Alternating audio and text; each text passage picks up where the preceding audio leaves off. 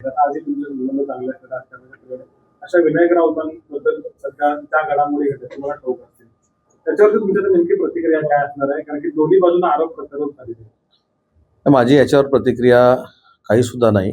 विनायक राऊत साहेबांच्या हा घरातला विषय आहे आणि घरातला विषय त्यांनी स्वतः त्याचं क्लेरिफिकेशन दिलेलं आहे. संबंधित व्यक्तीनं देखील क्लेरिफिकेशन दिलेलं आहे.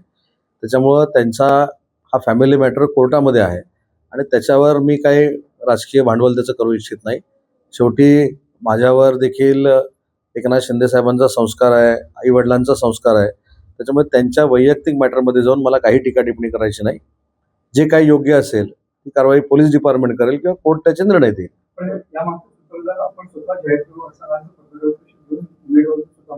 मी एका वाक्यात सांगितलं की त्यांना जे काय बोलायचं ते बोलतील, लक्षात आलं ना. आणि ते बोलल्यानंतर समोर येईल की नक्की काय आहे काय नाही आहे, त्याच्यानंतर बोलू. लाडकी बहीण योजनेचा विषय आहे. लाडकी बहीण योजनेचे अर्थशास्त्रानुसार जवळपास 92 नावं जी आहेत ती वगळलेली आहेत समोर येते. नाही, आपण वगळलेल्या नावाची किंवा संख्येची चर्चा करतो, पण आपण किती कोटी महिला भगिनींना देतो याच्यावर चर्चा कधीच करत नाही. हे कदाचित आमचं दुर्भाग्य असेल. काही ठिकाणी अनावधानानं नोकरी करणाऱ्या महिलांचे देखील फॉर्म भरले गेले. काही ठिकाणी पुरुषांच्या नावावर फॉर्म भरले गेले, पुरुषांच्या खात्यामध्ये पैसे जमा झाले. अशा पद्धतीचे आक्षेप असलेले जे फॉर्म आहेत ते वगळण्याचा निर्णय घेतलेला आहे. त्याच्यामध्ये कुठेही पात्र महिला जी आहे, आमची महिला भगिनी जी आहे, तिला वगळण्याचा निर्णय याच्यामध्ये घेतलेला नाही. परंतु किती कोटी महिला भगिनींना आपण देतोय ते न बोलता किती कमी झालंय याच्यावरच आपण बोलतोय, आणि हे विरोधकांची एक वेगळी स्टाईल आहे.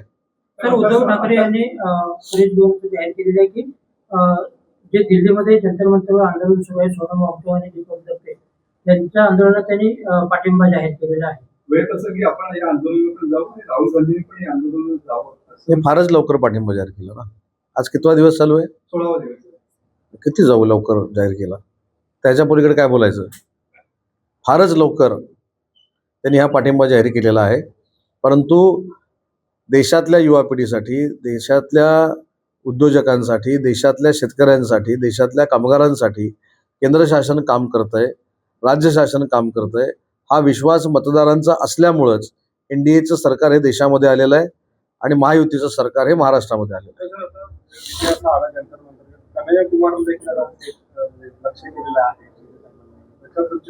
नाही, कन्हैया कुमार हा अजून कुमारच आहे. तो अनमॅच्युअर्ड आहे, अपरिपक्व आहे. भाषण करता येतं म्हणून कोणावर टीका करायचा हा त्यांना जो काही धंदा सुरू केलेला हा योग्य नाही. स्वतःच्या वयाचं भान ठेवलं पाहिजे. तुमच्याकडे वक्तृत्व आहे, तुम्ही कोणावरही टीका करता, लाईमलाईट मध्ये येण्यासाठी वाटेल त्या थराला जाऊन बोलता. ही काही देशाच्या राजकारणाची आणि महाराष्ट्राच्या राजकारणाची परंपरा नाही किंवा संस्कृती नाही. आमचा शिवसेनेचा एकनाथ शिंदे साहेबांच्या नेतृत्वाखाली काम करणारा गटप्रमुख त्याला भास आहे. त्यानं पहिलं ग्रामपंचायतीला निवडून यावं, त्याला अजून काहीतरी करावं. आणि शिंदे साहेबांवर टीका केल्यानंतर आपल्याला मायलेज मिळेल, ब्रेकिंग न्यूज होईल, यासाठीच तो करतोय. म्हणून त्याचं नाव कन्हैया कुमार जरी असलं तरी तो कुमार कन्हैयाच आहे, अजून अपरिपक्व आहे, अनमॅच्युअर्ड आहे.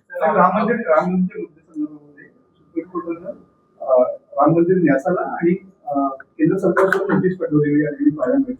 बंद रिपाय जो काही त्यांचं म्हणणं असतं ते पाठवावं असं आदेश दिलेले. याच्यामध्ये काय, सुप्रीम कोर्टामध्ये जर पिटिशन दाखल असेल आणि सुप्रीम कोर्टानं जर त्याचा खुलासा मागवला असेल तर त्याच्यामध्ये वावगं काय. शेवटी ती न्यायालयाची एक सिस्टीम आहे, न्यायालयाची एक भूमिका आहे, त्याच्यावर मी बोलणं योग्य नाही. आपण जे रामरक्षा आंदोलन घेतोय हे हिंदू संस्कृती टिकावी यासाठी घेतोय असं स्पष्ट मत. जसं 16 दिवसांनी दिल्लीला त्यांनी पाठिंबा दिला, तसंच अनेक वर्षानंतर सुचलेलं हे शहाणपण आहे. ज्यावेळी आमच्या खासदार नवनीत राणा आणि राणा हे दाम्पत्य हनुमान चालिसा वाचायला बसलं त्यावेळी त्यांना हे जेलमध्ये टाकणार आहे. राम मंदिर बांधू नये म्हणून सांगणाऱ्या काँग्रेसच्या मांडीवर बसलेली ही सगळी लोक, त्यांनी आता हिंदुत्व काय शिकवावं.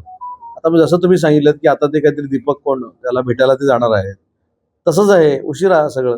रामरक्षा पटेल हे नागपुरात देखील केलं जाणार आणि त्यावेळी स्वतः उपस्थित राहणार असं शुभेच्छा आहेत ना मला. ज्या मंदिरावरती अध्यक्ष सुद्धा फडणवीस साहेब आहेत किंवा सदस्य आहेत त्याच ठिकाणी ते पठण करणार. ह्याच्यामध्ये मला असं वाटतं की म्हणजे मी अनेक वेळा असं सांगतो, हा शालेय शिक्षणामधला खेळ झालेला आहे.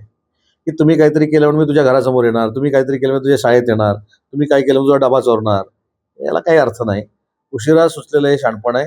जसं तुम्ही सांगितलं की दिल्लीच्या आंदोलनाला आता 16 दिवसानंतर त्यांनी पाठिंबा दिला, तसंच हिंदुत्व वर्षानुवर्ष काँग्रेसबरोबर राहिल्यानंतर त्यांना सुचतंय. हे आमचं सगळ्यांचं भाग्य आहे. ऑपरेशन टायगर असं सुरू राहणार का? ठाकरे गटाचे अजून किती आमदार आपल्याकडे येतील? ऑपरेशन टायगर म्हणण्यापेक्षा शिवसेनेतले एकनाथ शिंदे साहेबांच्या नेतृत्वाखालचे प्रवेश हे सातत्यानं सुरू राहणार.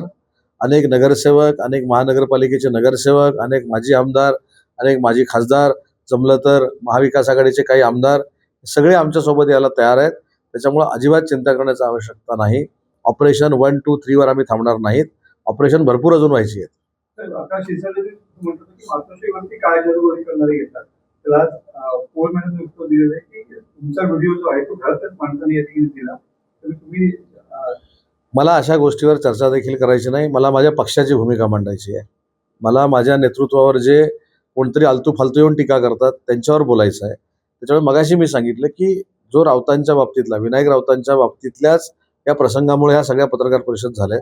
त्याच्यामुळं कोर्टामध्ये मॅटर चालू आहे आणि कोणाच्याही वैयक्तिक आयुष्यामध्ये जाऊन डोकवावं ही प्रथा आणि परंपरा एकनाथ शिंदे साहेबांची नाही.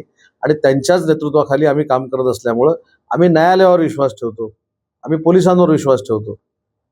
त्याच्यामुळे मला त्याच्यावर काही बोलायचंच नाही.